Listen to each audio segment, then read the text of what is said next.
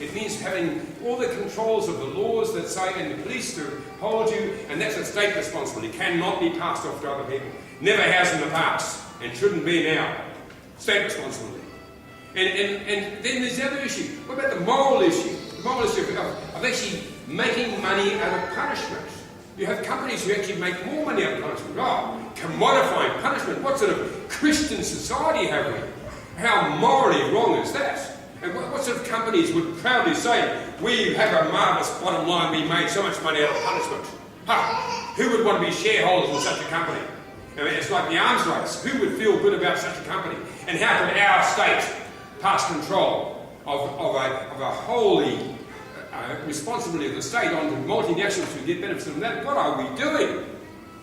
And then thirdly, irrational. How irrational it is. I mean, the reality of it is that GEO, one of the major companies in New Zealand, were asked how much money would we save by privatising the jail. They talked about one jail in Auckland and privatising the jail, and GEO said, oh no, you wouldn't be making money from privatisation. That's not the reason you privatise. Oh, okay.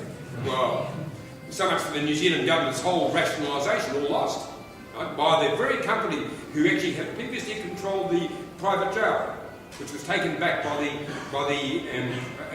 the Labour Party in New Zealand, and then it's attempting now to be taken back by the Conservatives.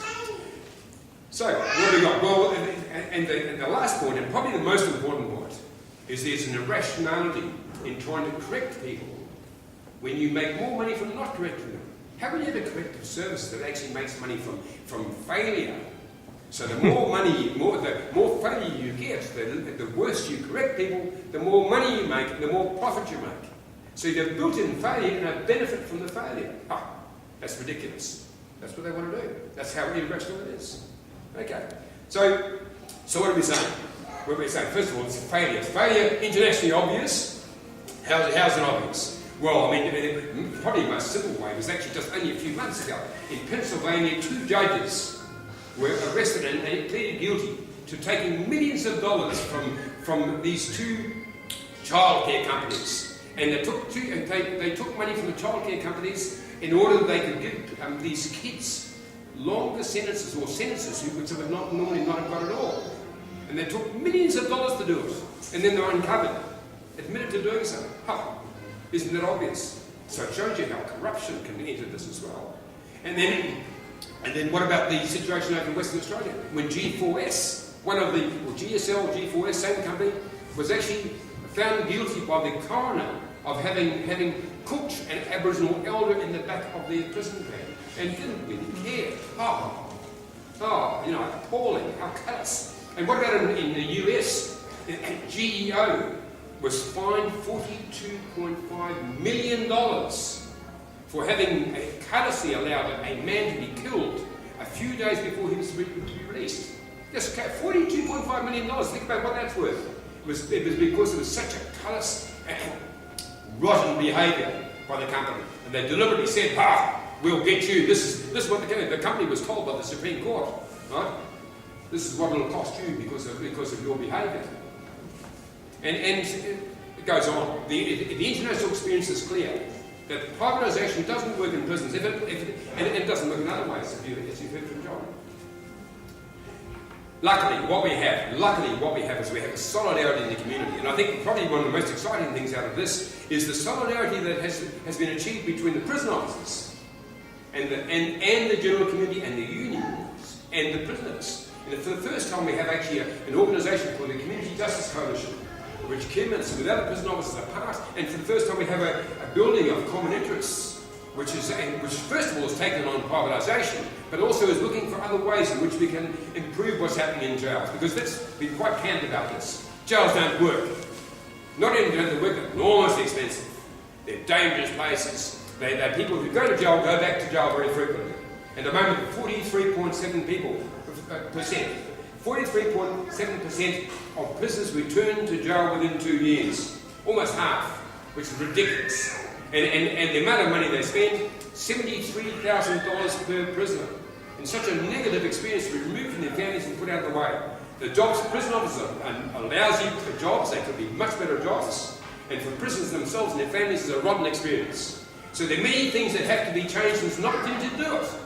So we've built up a dialogue. So coming out of this is something that absolutely had not been conceived, could not have been conceived before, where prisoners and prison officers have an interest in having change, and they're actually talking to each other, which is very threatening for the department. It should be continued, must be continued. And because that's something that can be offered, which isn't offered through the multinationals. The multinationals haven't got the opportunity of talking to prisoners, whereas the prison officers have, through the unions and individually, and it's happening. And so what do we have? We've got an opportunity to build new ways. We have the support of the inquiry in the upper house, when the inquiry itself said that there should be a 3-month wait before they acted on Park Lane. And the government said, no, we're not accepting that. We have a total community against the privatisation. We have a belief that absolutely has to be fought against. And you heard that from John Kay earlier, that this is going to be battled on in the Parliament. And you still have the voices of the prisoners to be heard. And you have the community across the board saying no. So what we call on an action from the unions. We call an action from the union movement. We call on a black ban on any company which takes the position of buying into Park Lane. They should be told very clearly that if they try and make money from selling the produce of Park Lane, it won't be sold, it won't be transported, there won't be a market for those goods.